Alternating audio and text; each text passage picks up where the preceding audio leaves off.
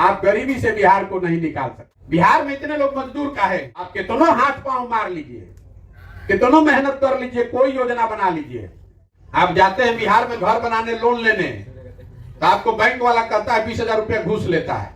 अब वही बैंक जब आप दिल्ली में जाइएगा फ्लैट खरीदने बॉम्बे में,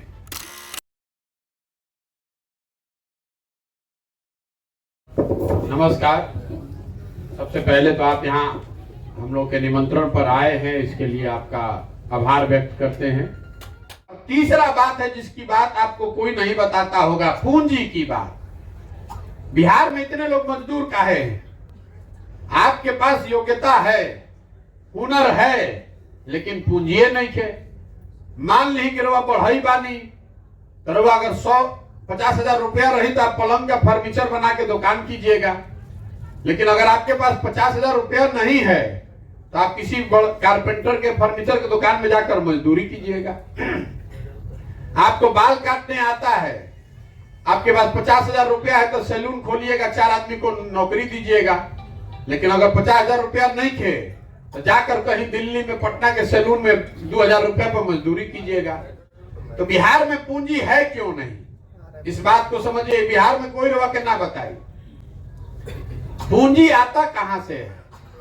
समाज में पूंजी आता है जो पैसा हम आप कमाते हैं, इस पैसा को हम लोग जो खर्चा के बाद बचाकर बैंक में रखते हैं, वही पैसा बैंक आपको लोन देता है, उसी से पूंजी आती है। अगर आप 100 रुपया कमाए और बैंक में जाके 50 रुपया रखे, तो पूरा बिहार के आदमी बैंक में जो रुपया रखिए बैंक वाला उसको ऋण देता है। तो बिहार में ऋण की जो व्यवस्था है, जिसे सब व्यवस्था चौपट बा, वैसे ऋण की व्यवस्था भी चौपट बा। देश में एक रेशियो इसके लिए होता है, CD ratio, credit deposit ratio. कितना पैसा जमा हुआ और कितना पैसा बैंक ने ऋण के तौर पर आपको दिया। तो पिछला साल बिहार में कितना गरीबी बा, लेकिन पिछला साल बिहार में सब जनता हमने के मिल के बैंक में कितना रुपया जमा करनी जा, 4,21,000 करोड़ रुपया बिहार की गरीब जनता ने बिहार के बैंकों में जमा किया, 4,21,000 करोड़ रुपया। और सरकारी नियम के हिसाब से कम यहाँ 2,80,000 करोड़ रुपया, 70% वो पैसा ऋण के तौर पर आपको हमको मिलना चाहिए था।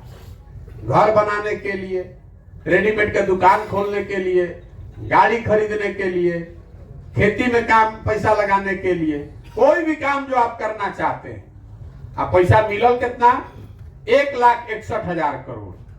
तो बाकी पैसा कहां गया? बाकी पैसा बैंकों ने उन राज्यों में भेज दिया जिन राज्यों में ज्यादा उद्योग धंधा लग रहा है। इसको कहते हैं कि जो क्रेडिट है, यहां से बैंक, यहां से पैसा जमा यहां हो रहा है और लोन दे रहा है तमिलनाडु में, कर्नाटक में, गुजरात में, महाराष्ट्र में। तो आप रोज देखते हैं कि यहां से लड़का मजदूर बन के जा रहा है, लेकिन आपको ये नहीं दिख रहा है कि यहां से लाखों करोड़ रुपया भी दूसरे राज्यों में जा रहा है। इसका जरा आप अंदाजा लगाइए, 1990 में जब लालू जी मुख्यमंत्री बने, तब से लेके पिछले वर्ष तक 32 वर्ष में बैंकों ने 26.5 लाख करोड़ रुपया बिहार के लोगों का जमा पैसा दूसरे राज्यों में ऋण में दे दिया। यानी अंदाजा लगाएंगे 26 लाख करोड़ में अगर आधो पैसा बिहार के लोग के मिलल रही, तो यहाँ कितना लोग ज्यादा घर बनाए रहते, कितना ज्यादा गाड़ी खरीदा गया होता, कितना ज्यादा लोग स्वरोजगार उद्योग धंधा करता। इसका असर क्या होता है? आप जाते हैं बिहार में घर बनाने लोन लेने, तो आपको बैंक वाला कहता है 20,000 रुपया घूस लेता है। और वही बैंक जब आप दिल्ली में जाइएगा फ्लैट खरीदने बॉम्बे में, तो आपको घरे बुला कर दे रहा है लोन कि भैया हमसे लीजिए, हम आपको कम दर में दे देंगे। तो ये जो तीनों दरवाजे बंद हैं, शिक्षा, भूमि और पूंजी, ये जब तीनों है ही नहीं, तो आप कितनों हाथ पांव मार लीजिए, कितनों मेहनत कर लीजिए, कोई योजना बना लीजिए, आप गरीबी से बिहार को नहीं निकाल सकते। रास्ते नहीं है।